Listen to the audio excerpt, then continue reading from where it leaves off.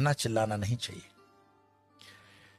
हो सकता है कि पाकिस्तान से ये बात आती हो कि भारत को जो है कन्वर्ट कर लेंगे गजवाए हिंद, पर गजवाए हिंद करने की जरूरत ही नहीं पड़ेगी। कुछ सालों के अंदर वैसे ही उनकी पॉपुलेशन बढ़ जाएगी। आज इंग्लैंड और लंदन की स्थितियां देखते हो, शरीयत का कानून लंदन में लग रहा है, ऑस्ट्रेलिया में स्थितियां खराब हो गई है, जर्मनी में खराब हो गई। ये बहुत अच्छी स्ट्रेटेजी है इस्लाम की कि वो अपने एक्सेस पॉपुलेशन को दूसरे देशों में डेमोक्रेसी की आड़ में बेच देता है, बाद में वहां पे शरीयत का कानून लगवा देता है, लेकिन अरब कंट्री के अंदर कोई भी रेफ्यूजी नहीं रखा जाता है।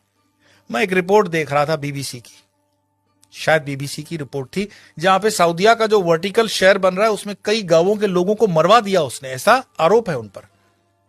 तो वहां तो मस्जिदें हटाने में भी वो सोचते नहीं है, और यहां पर हिंदू भीख मांग रहा है कि जरा मुझे कृष्ण का मंदिर दे देना, जरा मुझे ये मंदिर दे देना। हमारे साधु संतों ने जो समाज के लिए काम किया, समाज उनके साथ भी नहीं खड़ा है।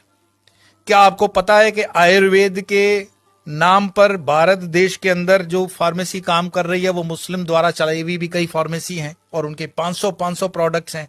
रामदेव को सपोर्ट नहीं करने का कारण यह भी है। हमदर्द का एक टॉनिक है सिंकारा, उसको प्रमोट करते हुए कम्युनिस्ट पार्टी के कुछ नेता कहते हैं कि यह शक्तिवर्धक है। उनको पूछो तुम्हें कैसे पता चला यह शक्तिवर्धक है, कोई लेबोरेटरी टेस्ट है?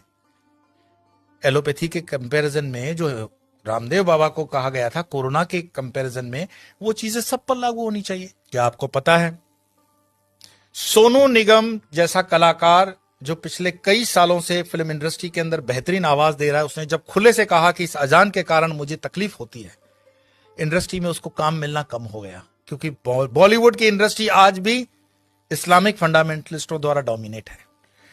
मैं आपको और बता दूं, जिन दिनों शाहरुख खान, सलमान खान, आमिर खान स्ट्रगल कर रहे थे, गोविंदा सुपरस्टार था, और गोविंदा को नीचे करने के लिए उसकी जोड़ी में चलने वाली करिश्मा कपूर को आमिर खान के साथ एक फिल्म दे दी जाती है परदेसी। गोविंदा की जोड़ी को तोड़ा जाता है और उसके बाद उदय होता है सलमान खान, आमिर खान और शाहरुख खान का समय, क्योंकि इंडस्ट्री डोमिनेटेड है इस्लामिक लॉबी द्वारा।